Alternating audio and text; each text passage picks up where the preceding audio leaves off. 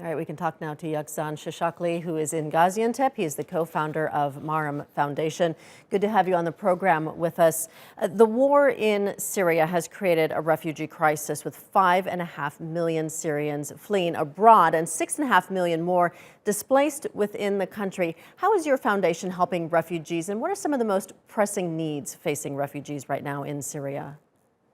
Well, we have too many programs that here in Turkey, and we have in Jordan as well. What we're trying to do to give those refugees the chance to be a part of the community and to give back to the community. So we're working with them to first to learn the language and to also support the community by life skills and livelihood program.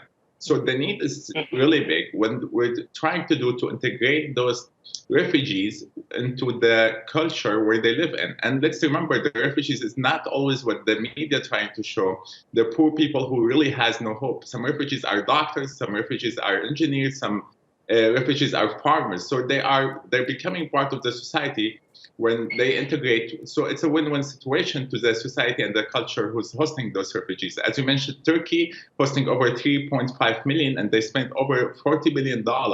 But again, this money goes back to the economy, where it helped the economy itself, the local economy, and it helps the refugee as well. Yes, certainly.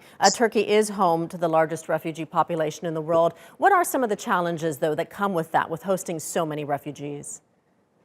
Well, it's a challenges between the host community and the refugees as well, because I mean, some of the host community people, they think the refugees are taking their job because the refugees are willing to work for less and work harder because it's a new country and it's they're trying to build like a new future. Meanwhile, the already hosting culture, they cannot sacrifice for less, and this is one of the main issues between the hosting people and the refugees themselves. But this will get over it. What we've seen in Turkey, it's a really amazing example for all over the world, because the people, not only the government, the people themselves, they were welcoming the refugees and they're helping them together to have better economy. So it's a win-win situation for both sides.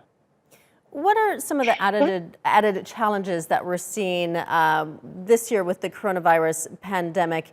And do you think that the pandemic is overshadowing the refugee crisis? Definitely. I mean, what's happened in COVID-19, it's just each country has their own challenging economy.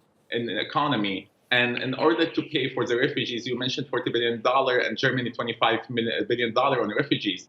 This is a huge number. Would the government be able to spend the same amount of money on the refugees while they already probably facing an economic crisis? And this is the biggest challenge. And this will create some kind of tension between the people and the host people in the host countries and the refugees. But again, as you mentioned, COVID-19 make it hard on everybody, not only the refugees, on the locals and the host community, to really face the challenges that's coming. All right, we'll leave it there for now. Yakzan Shishakly in Gaziantep, thank you for your time today.